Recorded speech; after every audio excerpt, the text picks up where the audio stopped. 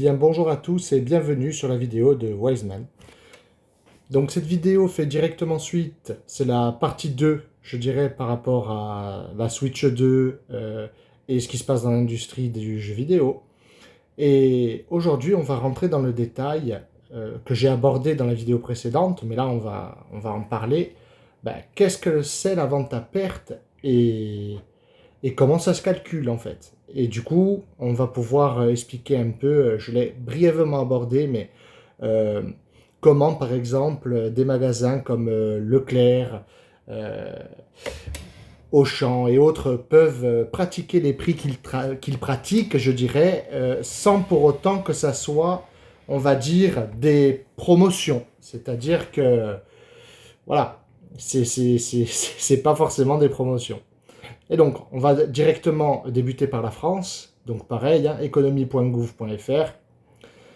Je me suis fait aussi un petit tableau, on va dire. Mais voilà, les revenus à perte, quelles sont les obligations du vendeur? Voilà, donc globalement, là, ce que ça nous dit, on va aller vite. Le but, c'est pas que je lise tout le truc.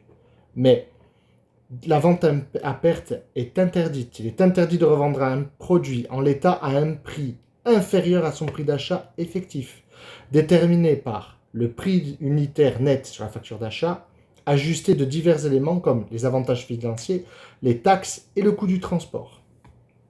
Bon, là on nous dit qu'il y a des exceptions à cette règle, et on nous dit aussi que les violations de cette règle sont des délits pouvant entraîner des sanctions et des amendes. Donc, on va aller voir très rapidement quelles sont les exceptions donc, à cette interdiction. Donc, il y a la vente volontaire ou forcée motivée par la cessation ou le changement d'une activité commerciale.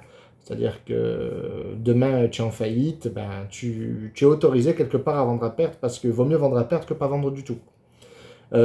Après, globalement, les fins de saison ou les soldes, on va dire, hein, l'obsolescence technique, si jamais tu te réapprovisionnes à la baisse, je dirais, euh, l'alignement sur un prix pratiqué, et donc on voit qu'il y a quand même, c'est spécifié, c'est-à-dire des magasins n'excèdent pas 300 mètres carrés. Si c'est des produits périssables, par exemple, tu peux avoir une réduction dessus. Et sinon, ce que je disais, les produits soldés, mais tous les produits soldés mentionnés à l'article L310-3 du Code du commerce. Ça, ce sont les exceptions. Sinon, dans tous les cas, tu n'as pas le droit de vendre à perte, ou du moins en dessous du fameux prix d'achat effectif. Voilà.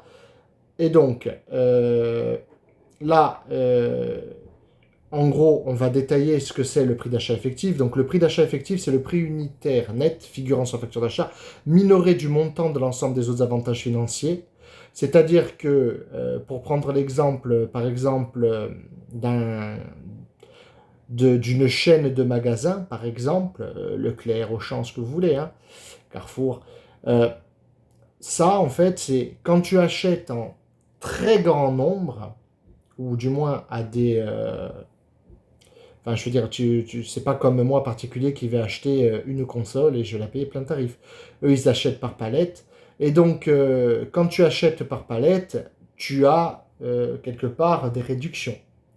C'est-à-dire que euh, le grossiste ou autre va te dire, bon, ben écoute, moi, je te fais 10% par exemple de rabais parce que tu m'achètes 1000, 2000 consoles, voilà. Tu prends des palettes, quoi. Ça, je dirais, c'est ça en fait qu'ils disent minorer de l'ensemble des avantages. Voilà. Ensuite, majorer des taxes sur le chiffre d'affaires. Alors là, c'est à prendre entre guillemets parce que c'est uniquement les taxes que le vendeur ne peut pas récupérer, d'accord? Et le transport. Voilà. Et après, on voit qu'il y a des coefficients qui peuvent s'appliquer avec les grossistes, mais ce n'est pas l'objet de la vidéo. On ne va pas rentrer non plus dans le détail. Je ne vais pas vous lire chaque article, c'est trop compliqué, ça serait trop long. Voilà. Ensuite, on va discuter un peu de quelles sont les sanctions, parce que nous, en France, il y a des sanctions pénales, c'est-à-dire que déjà, tu es passible d'une amende et potentiellement, tu peux aller en tôle. Hein, voilà. Donc, le manquement aux dispositions relatives à la revente à perte sont des délits punis d'une amende de 75 000 € maximum pour une personne physique et 375 000 € maximum pour une personne morale. D'accord ? Et après, cette amende peut être portée à la moitié des dépenses de publicité dans le cas où une annonce publicitaire, quel qu'en soit le support, fait état d'un prix inférieur au prix d'achat effectif. C'est-à-dire que même si c'est juste une pub et que le prix il est inférieur à ton prix d'achat effectif, tu peux être sanctionné. Voilà. Et en gros, voilà, ils le disent là, il peut y avoir des poursuites, des réquisitions. Enfin, c'est puni légalement et c'est encadré, je dirais, par, les lois du commerce, quoi, je dirais, hein, c'est-à-dire le code du commerce, les articles L110, L960, enfin, globalement, c'est les articles L442-5 et suivants, et en gros, voilà, ils disent pour tout commerçant de revendre, là, si les dispositions, quels cas sont autorisés, il y a un certain nombre de choses qui sont énoncées dans ces articles. Donc, en France, déjà, on voit qu'on n'a pas le droit de vendre à perte. C'est un fait. Et pour illustrer ça, un petit article de l'Express, vente à perte de Nutella, Intermarché a payé 375 000 € d'amende. Sanction. Début 2018, Intermarché avait proposé des promotions de 70% sur de la pâte à tartiner Nutella et 3 autres produits. Une opération contraire à la réglementation. Donc, ils ont été sanctionnés directement. Voilà. Maintenant, on va aller sur mon petit récap. Donc là, comme je dis, je me suis fait mon petit tableau. Hein. Donc en France, donc, le cadre juridique, la vente à perte est interdite. C'est le code du commerce avec les articles 442-5 prévoit que pour tout commerçant de revendre ou d'annoncer la revente d'un produit en l'état, c'est passible d'une amende. Donc on en a parlé, personne physique, personne morale. Voilà. Et le prix d'achat effectif il est défini par la facture d'achat majorée des taxes et du transport avec coefficient applicable pour certains grossistes. On a abordé rapidement les exceptions légales, c'est-à-dire ce que je vous disais, l'obsolescence, le cas de solde, par exemple d'une saison à une autre, où tu fais des soldes. Si tu es en liquidation, par exemple, ce genre de choses, donc c'est encadré. Donc les sanctions, j'en ai parlé aussi, hein, vous avez vu sur le site. Voilà, donc l'exemple de 2018 de Nutella, donc, où ils avaient fait une promotion de 70%. Voilà. Ça, c'est pour la France, je dirais. Et si on va chercher... Alors, pardon, hein, mon petit document, il est pas forcément dans l'ordre, mais voilà. On va prendre, par exemple... on va prendre un exemple simple, vraiment pour définir ce qu'est le prix d'achat effectif. Ok ? Donc, toujours pareil, le code du commerce, prix d'achat effectif d'un produit. Ça correspond au prix figurant sur la facture d'achat du fournisseur, majoré des taxes, TVA non récupérables et coparticipation, des frais de transport, livraison, douane, etc. En résumé, le prix d'achat effectif, c'est le prix d'achat, moins les avantages financiers. Donc, tout ce que tu peux avoir, par exemple, comme je dis, une exonération sur la quantité, enfin, du moins une réduction sur la quantité, par exemple. Les taxes, si non récupérables, et on va aborder brièvement dans quel cas elles ne sont pas récupérables, même si, pareil, ce n'est pas l'objet de la vidéo, on ne va pas rentrer vraiment dans ces détails-là, parce que on en parle, mais voilà, ce n'est pas l'objet. Plus le transport. Donc si on prend un exemple concret, un petit exemple à la noix, hein, un magasin achète une console à 200 € hors taxe à un grossiste, la TVA de 20% s'applique, ça fait 40 €, elle est récupérable par l'entreprise, donc pas incluse, et le transport revient à 210 €. Donc le prix d'achat effectif, c'est 200 plus 10 €. C'est-à-dire que le commerçant n'a pas le droit de vendre la console à un prix inférieur à 210 €, sauf cas d'exception, solde, liquidation, etc. Voilà comment se définit le prix d'achat effectif. Et là, j'aborde ce que sont les avantages financiers. Donc c'est ce que je disais, remise sur quantité, par exemple une remise sur 100 unités, rabais ou ristourne en fin d'année, reversement d'une remise annuelle, les primes de fidélité, les remboursements différés, prise en charge partielle ou totale de la publicité, des bons d'achat. Tout ça, en fait, ça sera retranché du prix auquel tu as acheté le produit. Voilà. Donc, pareil, un autre exemple, pour expliquer en fait pourquoi, par exemple, là je l'ai fait à une petite échelle, mais pourquoi, par exemple, Carrefour, Auchan, Leclerc, Fnac, Cdiscount, ils peuvent se permettre de vendre à ces tarifs-là, c'est-à-dire à 439 euros, hein, ou 440, au lieu des 470 du site Nintendo. Et ça, à bien retenir, c'est une exception française. C'est pas le cas dans le reste du monde. Vraiment, là, pour le coup, ça ne concerne que nous. Et donc, si on regarde ça, pareil, je refais le calcul du prix d'achat effectif, mais cette fois, je rajoute un avantage financier. Donc, en gros, prix net, j'ai pris des chiffres, j'ai pris ces chiffres-là volontairement pour que ça soit facile à calculer. Hein. Prix net, 100 euros, moins avantage financier, 10 euros, 10% de 100 euros. Voilà. Donc, ça fait 90 euros. La taxe est récupérable, 20 euros. Donc, on ne l'ajoute pas.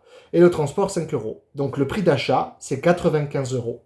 C'est-à-dire que le magasin qui a acheté, là, il n'a pas le droit de vendre en dessous de 95 euros. Mais pourtant, on voit que le prix net du produit est au-dessus. Un peu comme la Switch 2, par exemple, qui est à 470 euros. Et on la retrouve, comme je dis, à 440, j'arrondis, dans les grandes surfaces et sur les sites en ligne, je dirais les grands sites en ligne, c'est Discount et autres. Voilà pourquoi en fait on peut arriver à ça. Là je l'ai fait à une petite échelle, mais il faut imaginer que il faut imaginer, non, le prix de la Switch 2 c'est pas 100 euros, donc 10% ça représente pas la même chose. Et encore, on ne sait pas tout, mais ce que je veux dire, c'est que c'est pour ça que des grands magasins peuvent se permettre de vendre à ce tarif-là. Et c'est pour ça aussi que des indépendants, des petites boutiques, entre guillemets, qui n'ont pas forcément les mêmes volumes d'achat, ne peuvent pas se permettre de pratiquer ces prix-là. Parce que ils pourraient, dans les faits, ils pourraient. Parce qu'on voit que dans la loi du commerce, en gros, on te dit que tu as le droit de t'aligner sur des prix qui sont inférieurs. Euh, dans le cas où c'est pratiqué dans ta région. Oui, mais déjà qu'ils vendent avec quasiment pas de marge, si en plus ils s'alignent sur des prix inférieurs, en fait, eux, ils vendent vraiment à perte pour le coup. Là où le grand centre commercial, il ne vend pas à perte. Alors, il marche peut-être très peu, euh, peut-être 5 balles, même peut-être 2 euros, 1 euro, peut-être. Mais en tout cas, c'est pas vendu à perte. Donc, ça, c'est la première chose, je dirais. Donc, l'explication concernant la France. Euh, Après, je vais vous expliquer un peu dans quel cas la TVA n'est pas récupérable. Et en fait, pour aller très rapidement, la TVA n'est pas récupérable dans ces cas-là, c'est-à-dire les locations de locaux d'habitation, les services bancaires et d'assurance, les activités médicales et certains services sociaux, les actions culturelles, bibliothèques, musées, les ventes à bord des navires ou avions. Tout ça, la TVA n'est pas récupérable. Et donc, ça vous sera répercuté, je dirais. Dans tous les autres cas où c'est récupérable, enfin, ça vous sera répercuté. Ce que je veux dire, c'est que c'est obligé de l'ajouter dans ton prix d'achat effectif. Voilà. Alors que dans l'autre cas où tu es par exemple une grande surface, ben, tu le retires parce que tes ventes sont soumises à taxes et donc toi, tu ne le comptes pas dans ton prix d'achat effectif. Voilà. Voilà, donc là, cas de la TVA, achat lié à une activité, exonérer un bailleur qui loue des logements. Les achats mixtes, alors il existe un contexte où, on va dire, un grand centre commercial qui à la fois qui vend des produits soumis à taxes, donc tout ce qui est électronique, alimentaire, etc. Mais en même temps, ce grand centre commercial, euh, il est les, il loue les locaux, je dirais, enfin il se loue les locaux à lui-même, ben par exemple, il faut qu'il applique une option et il peut, je dirais, il peut récupérer à ce moment-là une partie de la TVA. Voilà. Donc là, pareil, il a exonéré sans possibilité de déduction. Je suis rentré un peu. Ouais, en gros, c'est ça, c'est l'option pour l'assujettissement. C'est-à-dire qu'en gros, le propriétaire gestionnaire peut opter pour que ses loyers soient soumis à la TVA. Et une fois l'option exercée, la TVA sur ses achats devient récupérable, mais il doit facturer la TVA à ses locataires. Alors, voilà. Et donc, pour récapituler rapidement, en France, l'interdiction de la revente à perte est codifiée dans le Code du commerce. On a vu comment on calcule ce prix d'achat effectif, d'accord? Ça constitue un délit, c'est puni par la loi, avec des amendes, hein, enfin, c'est salé, quoi qu'il en soit. Et il peut y avoir des peines complémentaires, c'est-à-dire de la prison notamment, d'accord? Maintenant, on va, je dirais, voir si tout ce que je vous ai dit là, ça peut s'appliquer au Japon. C'est-à-dire que, est-ce que le Japon, il a un cadre, on va dire, similaire pour la vente à perte? Parce que ça revient beaucoup. C'est-à-dire qu'en fait, les gens, comme j'ai dit dans la précédente vidéo, hein, j'ai eu beaucoup d'échanges, et en gros, oui, mais la France n'a pas le droit de vendre à perte. Donc, on va aller voir sur la JFTC. Voilà. Et ça s'est enlevé. Alors, attendez, je vais remettre la traduction, hein, histoire. Voilà, c'est toujours mieux. Hein. Hop. Voilà, désignation des parties commerciales déloyales, avis public numéro 15 de la Commission du commerce équitable. Ok. Donc ça, c'est la Commission japonaise du commerce équitable. Donc c'est la JFTC. Ok. Et sur ce site-là, que je vous mettrai en description, sont énumérés, je dirais, ce qui est considéré comme, on va dire, illégal. Donc le refus concerté de commerce, considération discriminatoire, vente à bas prix injuste, d'accord? Achat injuste à prix élevé, incitation trompeuse à l'égard des clients. Donc, on voit que quand même, il y a une réglementation, ok? Ici, et encore une fois, la traduction s'est enlevée, c'est pas grave. Hop. Donc, vente à bas prix injuste. On est pour le Japon, là encore une fois. Il est illégal de fournir injustement des biens ou des services moyennant une faible rémunération, ce qui tend à entraver les activités commerciales d'entre entreprises. Fournir des biens à un prix bas obtenu grâce à l'efficacité opérationnelle d'une entreprise ne pose aucun problème.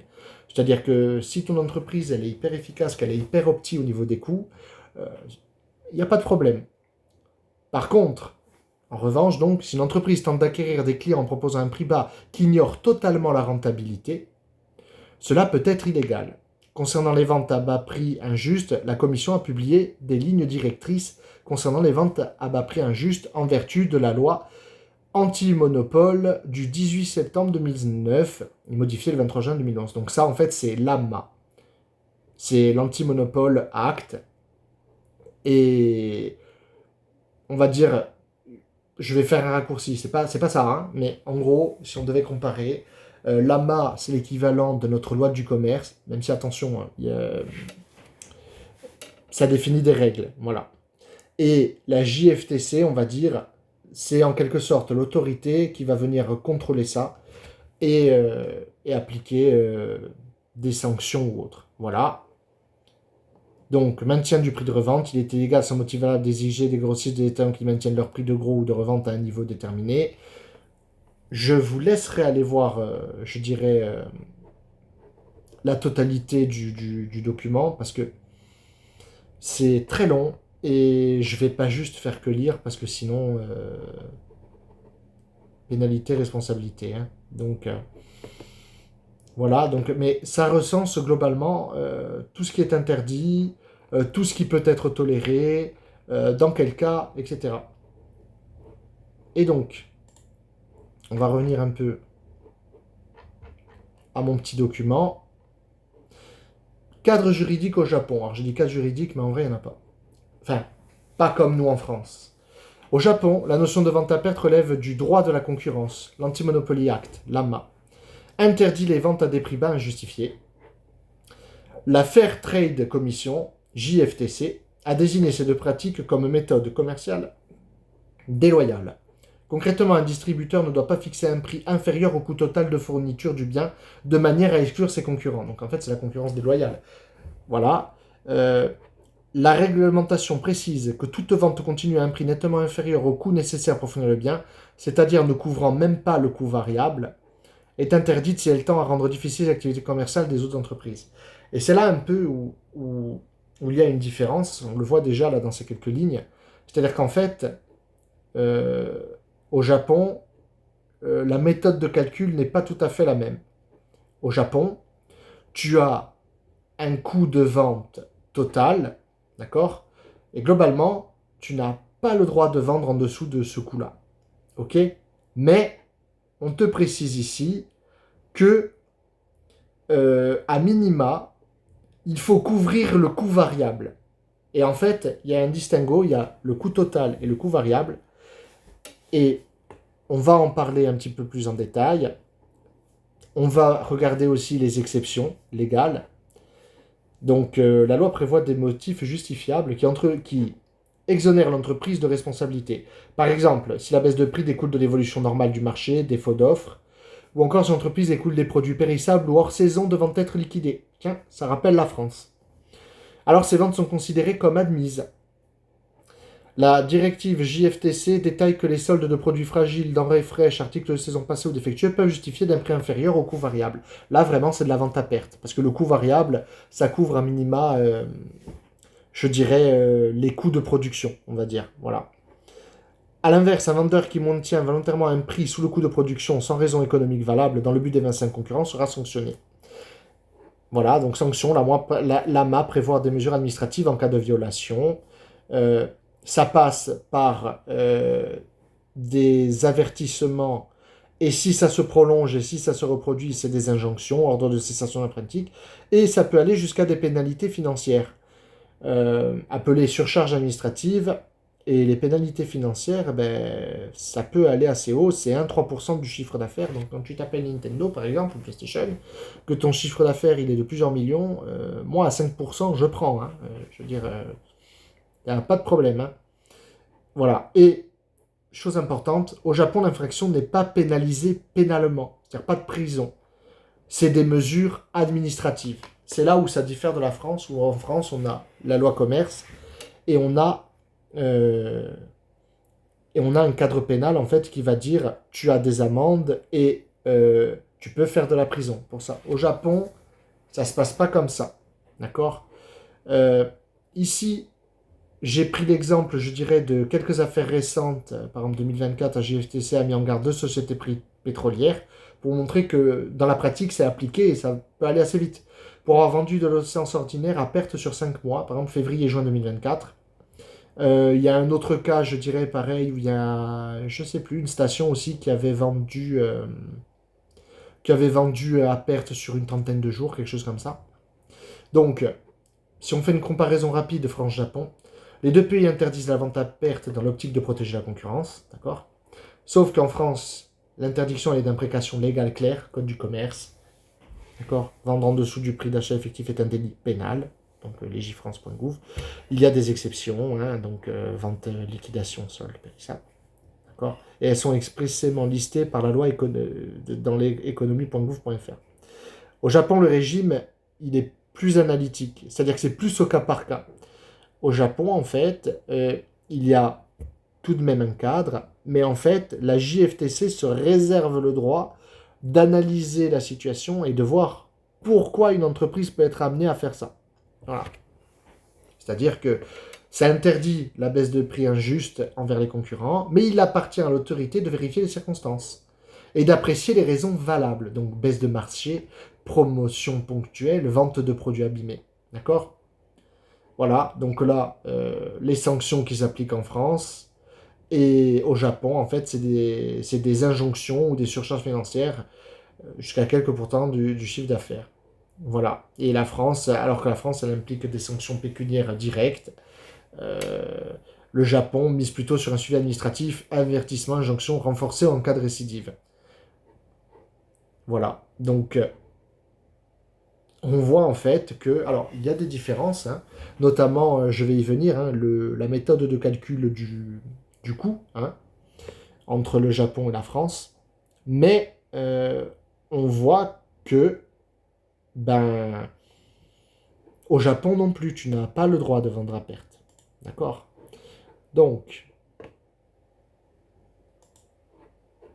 ici, euh, je vous ai pris le site, je dirais, on va traduire. Voilà. Excusez-moi, je me suis perdu. Voilà, la rationalité économique. Là, vous avez carrément tout le texte qui, en gros, vous décrit tout ce qui peut se passer au Japon avec donc l'AMA et la JFTC, comment c'est appliqué, quels sont les cas, le commerce déloyal, point de vue de la loi anti-monopole sur la vente déloyale, ligne directrice concernant les ventes à bas prix. Euh, il y a absolument tout, c'est-à-dire que là vous regardez, ça va même vous détailler les cas où c'est autorisé, euh, les cas où ça peut être apprécié, je dirais, c'est-à-dire par exemple là on voit les exigences. On peut voir absence de motif justifiable pour la réduction du prix, nature de la vente, mode de réduction des prix, normes de prix et coûts. euh, parce que c'est là où le Japon est un peu plus analytique que la France. C'est-à-dire que, je vais vous montrer là dans mon document, que il y a des cas où ça peut être toléré en fait. Euh, c'est pas, disons que c'est pas automatique, d'accord, mais ça peut être toléré si en fait c'est justifié, hein, tout simplement. Hein. Ça, en vrai, ça va pas plus loin que ça. Hein. Et ici, là, je vous ai mis le site, donc l'exologie à la une, l'abus de position dominante au Japon. Et là,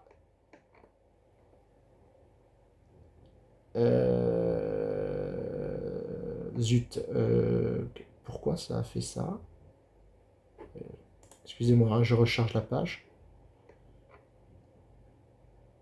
Ok, je vous remettrai le lien parce que c'est pas cette page, enfin, c'était pas censé se présenter comme ça.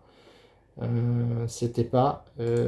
Normalement, il y avait un certain nombre d'exemples de cas où la JFTC a appliqué des sanctions, des entreprises. Et là, je comprends pas.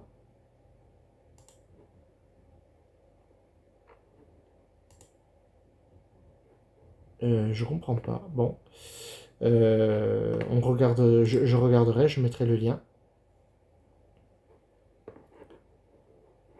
Voilà. Donc là, pareil. Hop. On a des exemples. En réalité, j'ai pris plusieurs sites. Hein. Et là, par exemple, on a des exemples aussi où la JFTC a émis des avertissements et des mises en garde, voire même où la JFTC a appliqué des sanctions. Donc voilà, là par exemple, on voit, hein, JFTC a émis un avertissement et des mises en garde aux détaillants de produits pétroliers qui exploitent des stations-service dans la ville de Tsukihara, préfecture d'Ibaraki. Ok. Et ben, en gros, hein, San Ai Retail Service avait fourni l'essence ordinaire à bas prix pendant 36 jours, du 31 janvier au 7 mars 2023. À un prix excessivement inférieur, et donc ils ont reçu, ils ont été notifiés, je dirais, par la JFTC, et en gros, si ça se poursuit, ben, il y a des sanctions qui s'appliquent. Pareil, j'ai un autre cas là qui recense un peu euh, des, euh, des sanctions, enfin des avertissements qui ont pu être émis, voilà, avertissements, mise en garde aux détaillants de produits pétroliers, et exploitant des stations-service dans la ville d'Okinawa et le village, voilà. Et c'est dommage que l'autre site ne marche pas, là. D'ailleurs, je ne sais pas pourquoi. Bon, j'ai essayé de recharger l'article, mais en fait, il faut être identifié. Et c'est vrai que moi, tout à l'heure, je l'ai consulté et j'étais pas identifié. Donc, je vous le mets dans les commentaires. J'espère que vous pourrez le consulter. Euh, mais bon, voilà. C'est malheureux, mais c'est comme ça. Donc, voilà.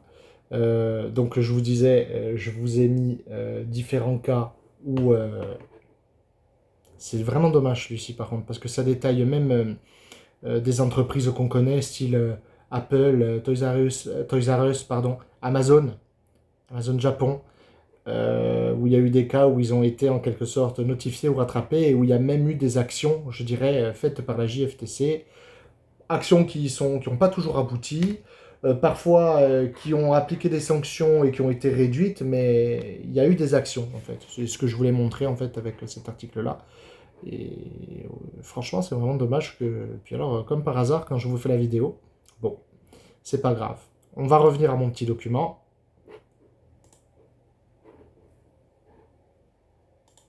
Voilà. Donc là, on est au Japon.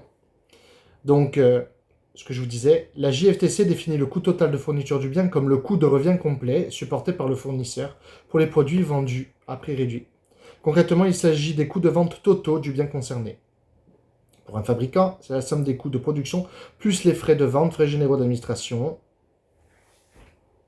Voilà. Mais par contre, c'est là où il y a une différence que je disais, c'est qu'au Japon, il y a deux coûts. Il y a le coût total, donc le coût total, et le coût variable. Donc les coûts variables, ou coûts à nature variable, sont ceux qui n'existeraient pas si le bien n'était pas fourni. Selon la JFTC, on distingue deux catégories de coûts dans le coût total de fourniture. D'une part, les coûts à caractère variable et les coûts qui seraient évités si la fourniture cessait. Après, les coûts fixes ou indirects, par exemple, les coûts proportionnels directement liés à la quantité, les matières premières, coûts d'achat réel, tout ça. Voilà. Je détaille, ça c'est, je dirais, je me suis fait moi un résumé pour reprendre un peu tout, mais je vais essayer de pas trop rentrer dans les détails parce que ça n'a pas forcément beaucoup d'intérêt pour vous. Moi, ce que je veux vous détailler, en fait, ce que je veux vous expliquer surtout, c'est que euh, au Japon, tu n'as pas le droit de vendre à perte aussi. Avec, on va dire, une petite subtilité. Donc, en gros, la méthode de calcul sur la JFTC, je vous fais le résumé hein, sans aller dans le texte.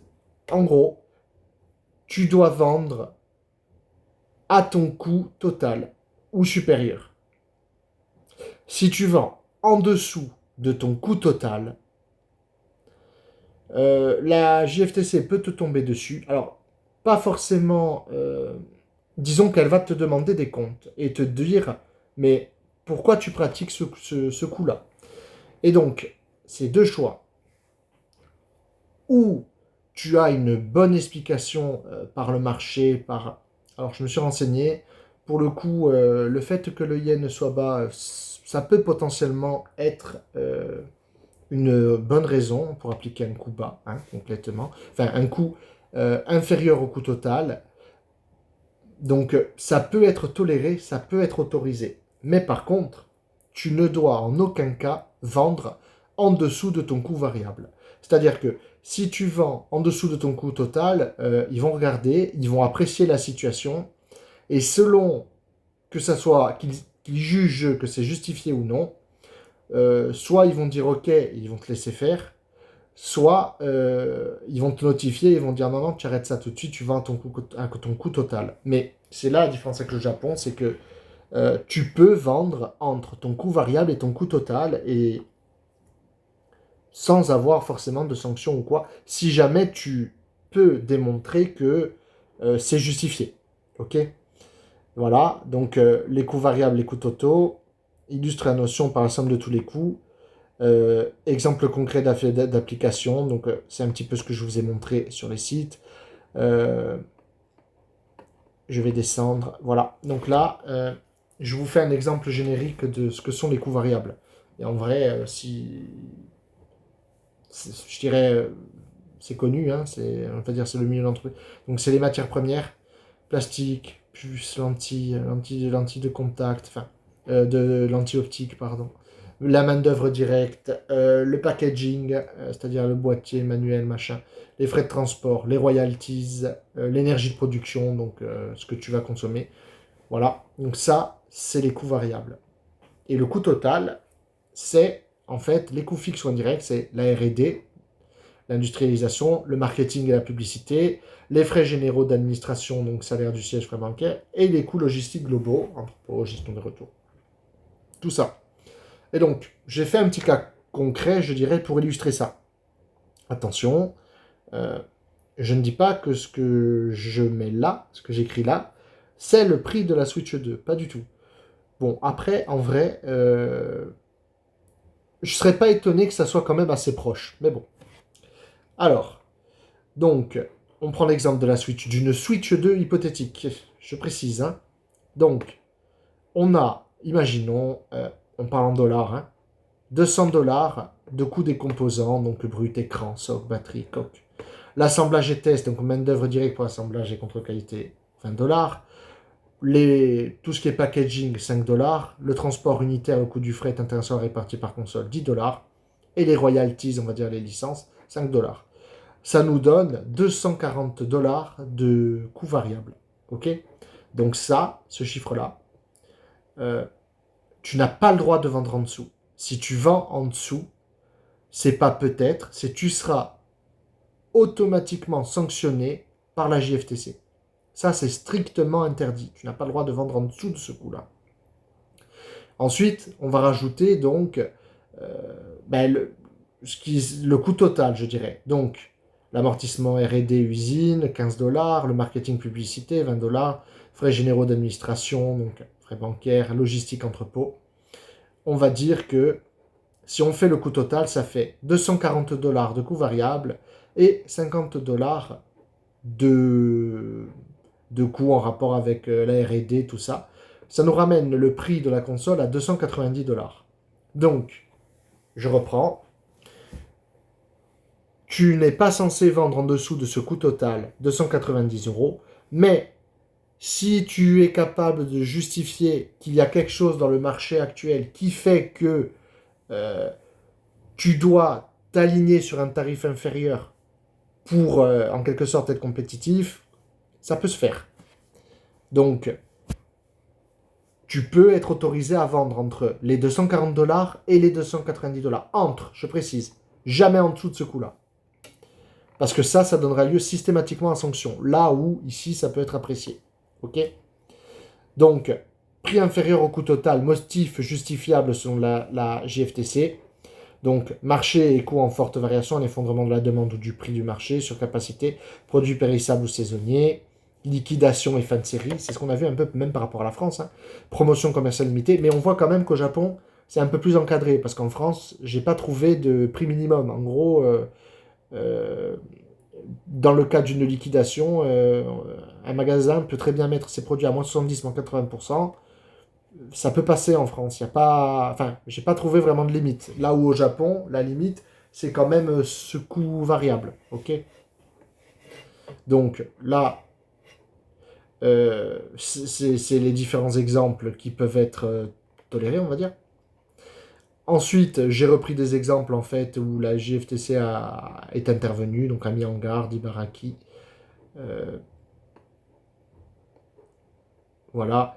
Et par exemple, pour reprendre un truc, qui peuvent être autorisés. Hein. Voilà, grossiste, distributeur cas pratique, dans une consultation officielle, un distributeur X évoquait un stock non écoulé d'articles de consommation courante dont la demande avait drastiquement baissé. La JFTC a répondu que vendre ces produits à un prix inférieur au coût d'achat était justifié, car de nombreux détaillants subissaient le même excès de stock et le stock devait être réduit avant péremption. Ainsi, les autorités ont reconnu une raison valable aux ventes promotionnelles en vue d'épuiser le stock. Ça peut s'appliquer aussi à une campagne promotionnelle électronique. C'est-à-dire que, on prend l'exemple d'un nouvel appareil photo, une entreprise a proposé un dixième du prix normal, limité à 3 mois, et sans exemplaires. La JFTC estime que ce volume restreint, ça n'affecte pas vraiment la concurrence, et que c'est plus amené à promouvoir, à faire connaître le produit. Pareil, le cas d'un logiciel antivirus. Voilà. Donc, c'est là où les vraies différences sont ici, en fait. C'est que en France, c'est un cadre strict où tu as un prix d'achat effectif et tu ne dois pas vendre en dessous. Et si tu vends en dessous, tu as directement la sanction pécuniaire qui tombe et potentiellement le tribunal, la prison et tout ce qui s'ensuit. Alors que dans le cas de la JFTC, la Japan Fair Trade et l'AMA, donc l'Anti-Monopoly Act, en fait, c'est plus du cas par cas et c'est des injonctions administratives. Il n'y a rien de pénal là-dedans. D'accord. Donc là, j'ai énuméré un certain nombre de cas, je dirais, où, où ça pouvait s'appliquer, hein. Et j'ai été chercher un peu du côté des États-Unis aussi, rapidement. Donc, globalement, aux États-Unis aussi, tu n'as pas le droit, je vais passer très vite, hein, tu n'as pas le droit de vendre à perte. Là où c'est beaucoup plus compliqué aux États-Unis, c'est que euh, tu. Donc, on retrouve un peu je dirais la France, le Japon, prix inférieur au coût unitaire, habituellement le coût moyen variable, une intention d'évincer les concurrents, c'est-à-dire une concurrence déloyale, hein, c'est-à-dire que tu es une très grosse entreprise, tu peux te permettre de vendre à perte pour que les autres en fait puissent pas te suivre et mettre la clé sous la porte. Voilà. Une probabilité dangereuse de recouvrer ultérieurement les pertes par des prix plus élevés. Voilà. Donc, et c'est là où ça diffère aux États-Unis, encore une fois. Alors déjà, il n'y a pas vraiment de cadre. C'est pas vraiment pénal aux États-Unis aussi. D'accord. C'est pareil, c'est plus. Ça dépend des États en plus. C'est là où c'est très complexe et c'est pour ça que je ne vais pas m'attarder dessus. Mais en gros, par exemple, 22 États possèdent des lois générales interdisant la vente à perte sur tous les produits, ou la plupart. Et ces États restreignent la vente à perte uniquement, par exemple, pour le carburant. Et donc le reste, tu peux vendre à perte. Euh, J'ai fait un petit recensement, je dirais, des États, hein, mais bon, comme je dis, hein, on va pas. Sanctions et applications pratiques. Donc ce sont des sanctions civiles, les recours se font devant les tribunaux d'État, les vendeurs reconnus coupables peuvent se voir infliger une injonction, interdiction de continuer à pratique, une réparation pécuniaire dommages et intérêts aux concurrents ou aux consommateurs, et une amende civile. Voilà. Rarement de peine criminelle, sauf entente illicite et fraude fiscale. Euh, la Californie, en l'occurrence, euh, est très stricte là-dessus. Et conclusion, en fait, par rapport aux États-Unis, au niveau fédéral, seule la concurrence déloyale et predatory pricing est punie. Et uniquement, ça est destiné à éliminer les concurrents et à recouvrer ultérieurement les pertes. Voilà. Et aux États-Unis, de nombreux États ont leurs propres lois qui interdisent purement et simplement la vente à perte. Les sanctions sont civiles, injonctions, dommages et intérêts, parfois assorties d'amendes. Voilà. Donc, ça, c'est pour la différence. Et c'était un peu pour illustrer euh, et pour rentrer dans le détail un peu de ce qu'est la vente à perte et tout. Et moi, en fait, ça me laisse sur une conclusion pour ces deux vidéos, en fait, hein, qui sont liées, qui m'enchantent pas du tout. Parce que, en fait, que ça soit que ça soit Nintendo qui vend au Japon la Switch 2 à 310 euros, d'accord. Alors, on peut prendre les deux cas, ça revient à la même chose.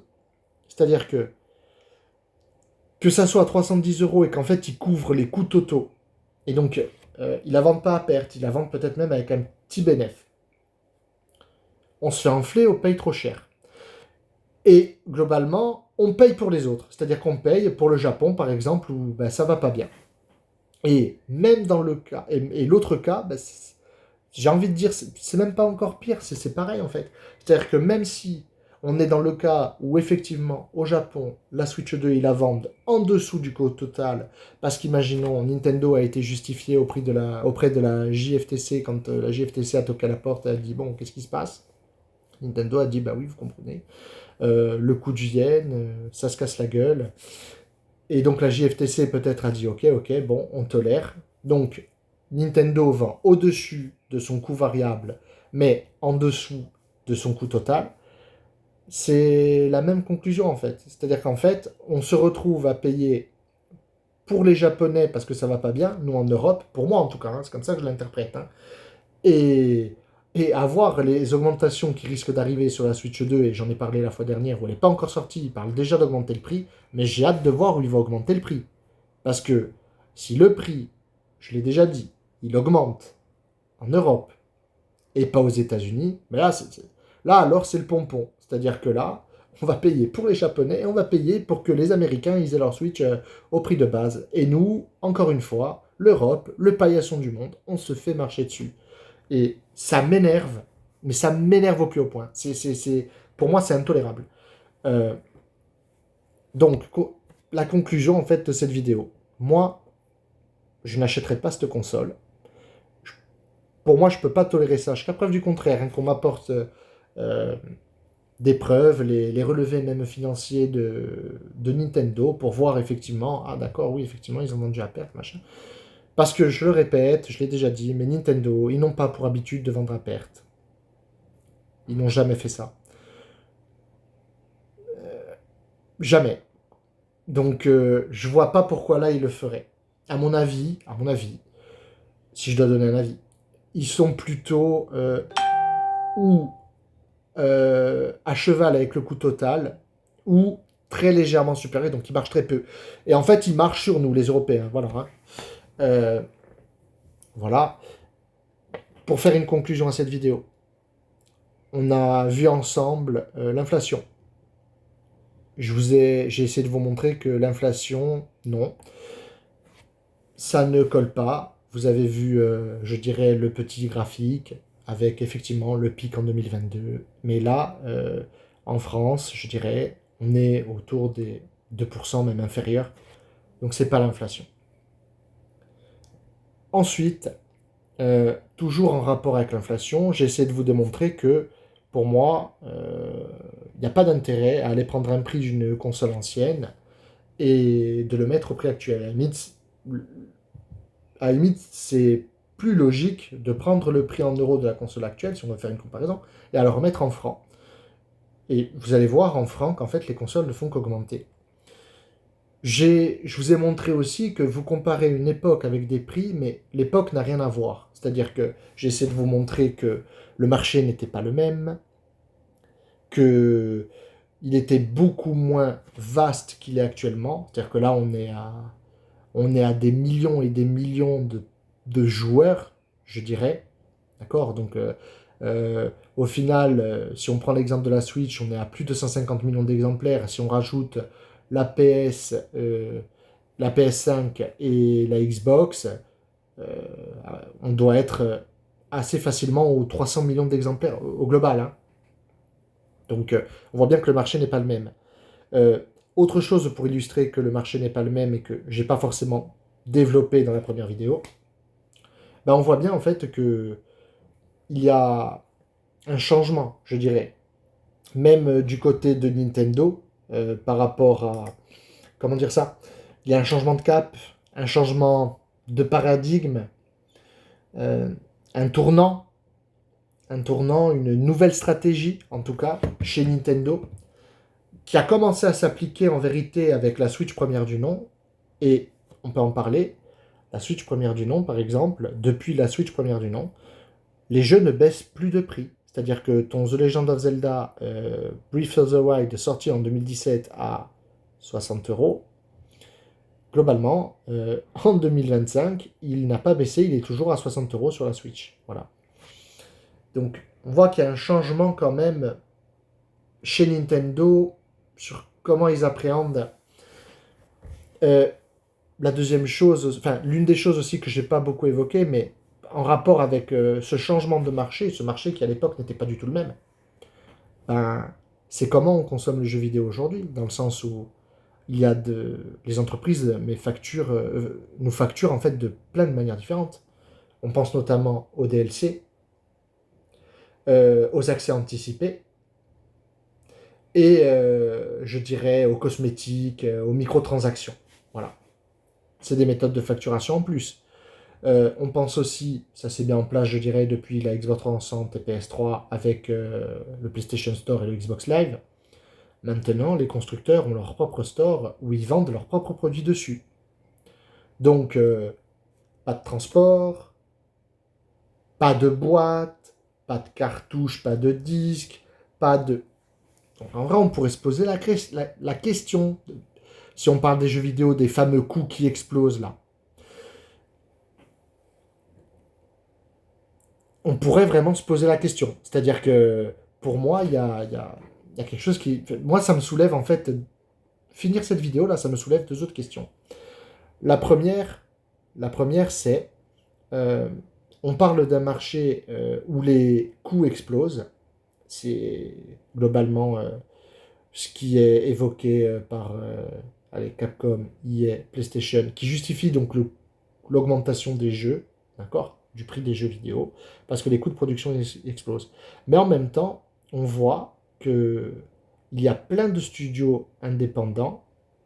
Je vais, par exemple, Clair Obscur 2000, pardon, euh, Clair Obscur et Expédition Tour 33. Le studio, en gros, il y a, allez, on va arrondir, il y a 40 personnes. Ils ont réussi à faire un jeu. Il met un taquet à pas mal de triple A, hein. Euh, donc, c'est là où je me pose la question, est-ce que les coûts de production explosent vraiment? Parce que on voit aussi qu'il y a des indépendants, parfois un gars seul, qui fait des jeux. Donc, ces coûts de production qui explosent, est-ce que c'est pas des ingérences quelque part de ces grandes entreprises? Parce que il y a quelque chose qui va pas, quoi. Si vraiment le coût est énorme et si énorme que ça, je vois pas comment un indépendant ou une très petite entreprise, très petite ou moyenne entreprise, elle peut se lancer là-dedans si les coûts sont si importants. Et l'autre chose, euh, bah, c'est toujours en rapport avec les coûts, mais c'est plus axé sur le marketing. Soi-disant, le marketing, ça coûte une blinde. Alors, euh, autant il y a quelques années en arrière, avec, je dirais, le 3, les pubs à la télé, dans les magazines, etc., je pouvais me faire une idée de ce que ça, qu'effectivement ça pouvait représenter énormément. Mais là, actuellement, euh, Nintendo, ça passe par des Nintendo Direct qui sont diffusés sur YouTube, où il y a un nombre de vues. Donc les vues, ça rapporte de l'argent.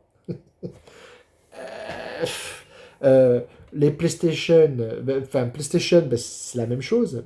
C'est les State of Play, où ils présentent leurs jeux, etc. Donc, c'est quoi le coût en vrai? Est-ce que ça coûte vraiment si cher que ça? Est-ce qu'au final, en faisant, par exemple, le Nintendo Direct sur YouTube, est-ce qu'ils se sont pas remboursés le coût? Parce que je veux bien que ça ait un coût, hein. Ça doit avoir un coût logistique, les gens, machin, le matériel que tu mets à disposition, etc. Mais qu'est-ce que ça représente, ce coût-là, par rapport au coût d'avant avec l'exemple le 3, les spots TV, etc. En vrai, ça m'intéresse. Ça pourrait être des sujets de prochaines vidéos, mais il faudrait que je trouve un guest pour en parler, on va dire. Quelqu'un qui soit, pourquoi pas, dans l'industrie, en fait, hein. Bon, je me fais pas d'illusions, hein, je suis une petite chaîne, hein, voire même très petite. Mais si j'ai l'occasion de trouver quelqu'un pour parler de ça, honnêtement, je le ferai. Et voilà. Bah écoutez, ceci clôture cette vidéo.